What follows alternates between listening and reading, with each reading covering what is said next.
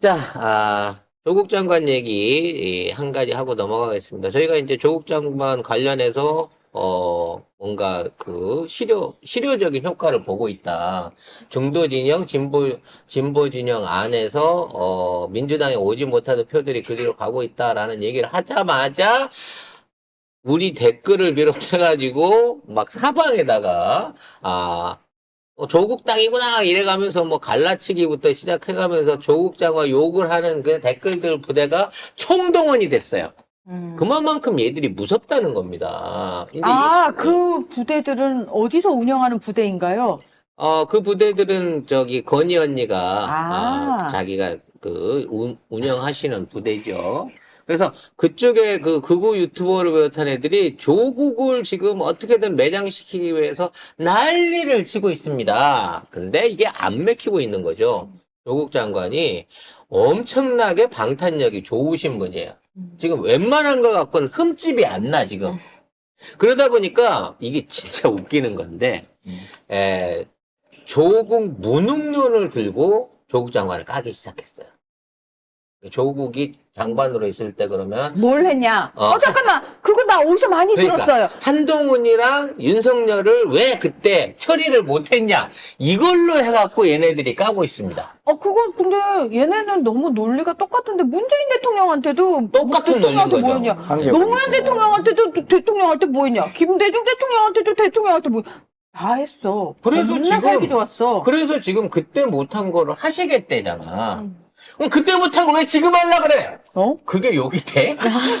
그때 못했으니까 끝까지 못해야지. 이런 거란 말이야. 새로운 논리 좀 개발해. 매번 사람만 바뀌고 다 똑같아. 그러니까 여기서 할 거는 다시 자녀 장학금하고 여기로 가야 되는데 펀드로 가야 되는데 자녀 장학금 얘기를 꺼내면 알렉스는요 하는 수가 다 죽어버리는 거고 이거 비리 얘기를 꺼내면 김건희 주가 조작은요 이게 되는 거야 지금. 그래서 조국은 수익이 없잖아. 주식 투자를 해갖고 10억을 벌 수도 있는 기회가 있었다는 게 지금 죄인 거잖아.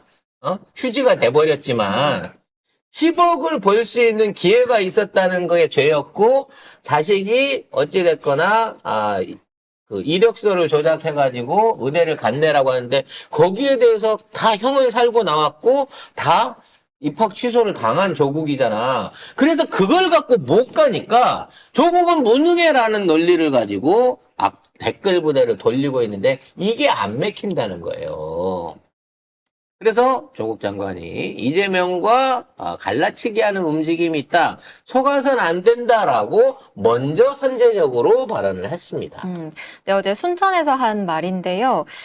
민주당과 조국혁신당 또는 이재명과 조국을 이간질하거나 갈라치기 하려는 움직임이 있는데 절대 속아 넘어가선 안 된다면서 조국혁신당은 민주당의 발목을 잡을 생각이 추호도 없다고 강조했습니다. 그러면서 가장 큰 집이자 본진인 민주당과 항상 손잡고 연대해 나갈 거라고도 했습니다. 본인이 안 하겠다는데 왜 민주당에 해가 된다고 니들만 주장을 하냐는 거지. 응? 그냥 위에서 내려온 그건가 보지. 그러니까 설명 없이 그냥 계속 그 얘기만 복붙하는 거잖아요. 그러니까 얘네들이 이게 가위바위보 원리랑 똑같은 거예요. 지금 있는 상황에서 조국 혁신당은 지역구를 안 내잖아. 비례만 갖고 얘기를 해야 돼요. 그래서 비례에서 민주한테 엄청나게 큰 손실을 끼친다라고 얘기를 하고 있는 거야. 이 논리는. 왜냐면 조국 혁신당이 지역구에서 부딪힐 일은 없으니까. 그래서 이 얘기를 하다 보니까 지금 조국 혁신당이 굉장히 인기가 높고 국진당 거는 아무것도 안 건든 상태에서 제3지대 거하고 민주당 것만 끌어가가지고 지금 민주당이 3위다. 비례 지지율에서 이런 말도 안 되는 주장을 하고 있어요. 쉽게 말해서 국진당은 40% 정도 되는 비례 지지율을 그대로 유지하고 있는데 민주당은 한 22%로 한 15% 이상 18% 가까이 빠져버렸고 그걸 조국이 받아다가 다른 데서 뽑아온 그걸 합쳐가지고 22, 23을 넘어가고 있다. 이렇게 얘기를 해주고 있는 거야. 근데 합쳐놓고 보면 많아진 게 사실이잖아. 합쳐놓고, 그러니까 이걸 보셔야 돼요. 민주당과 조국혁신당을 합쳤을 때 국민의힘보다 훨씬 많아요. 보니까 50% 넘는 것도 네. 있더라고요, 보니까. 민주당하고 조국혁신당하고 합치니까 50%가 넘는 것도 많더라고요. 그리고 지금 있는 상황에서 응답률이, 그러니까 그 조국 정당에 대한 지지율 내지는 응답률이 중도층에서 훨씬 더 높아지고 있다는 거예요. 맞아요. 조국 혁신당에 비례 투표를 하기 위해서 나는 투표장에 가겠다고 하는 사람이 늘어나고 있다는 거지. 그래서 거기 가서 난 조국을 찍을 거야. 근데 그 상황에서 지역구까지 찍으라고? 그러면 나는 국짐은 아닌 것 같은데? 라는 얘기가 나오고 있다는 겁니다. 진짜 투표용지를 2장 받으니까 어쩔 수 없이 찍긴 찍어야 되는데 내가 국진당 내 윤석열 찍었는데 윤석열 싫어가지고 내가 조국혁신당 비례를 찍는데 지역구를 또다시 국진당으로 그건 좀 고민해봐야겠네. 그럼 생각을 해봐봐. 응.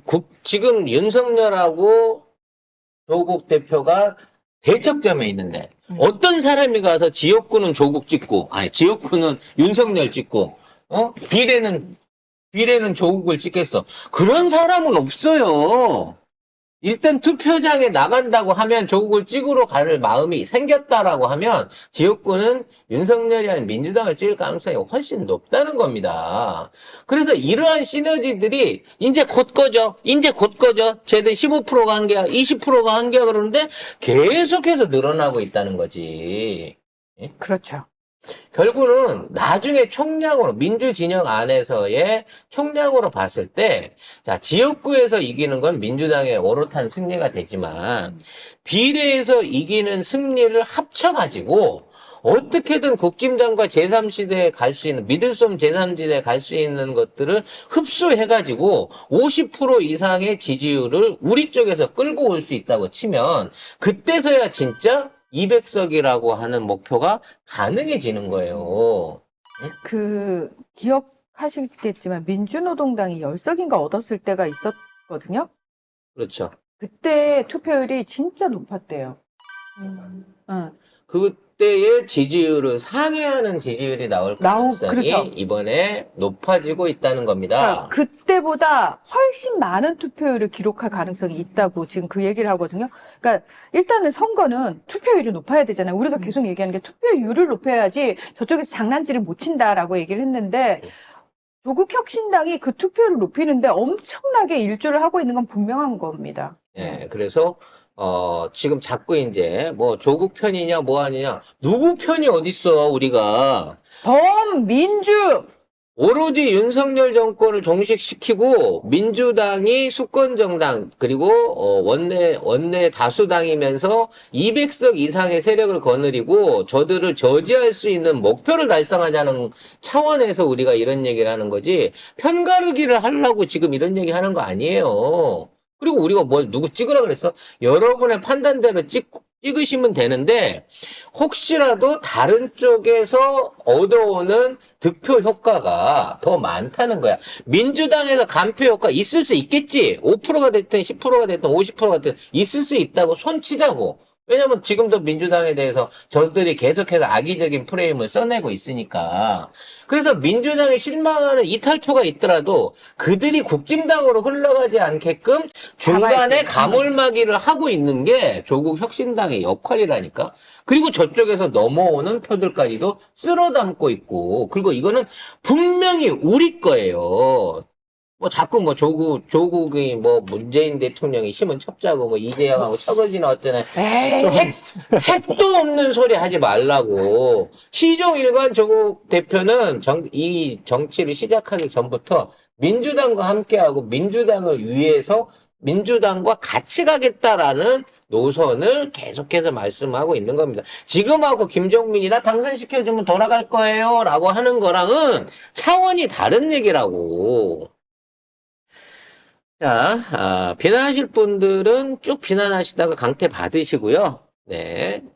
조국 혁신당과 민주당이 손발을 모아가지고 지금 같은 목소리를 내고, 윤석열과, 한동훈을 코너로 몰고 있는 지금의 상황을 인지하시는 분들은 이겨라. 이긴 편이 우리 편, 모든 편이 잘한다라고 응원을 해주셔야 할 것으로 생각을 합니다.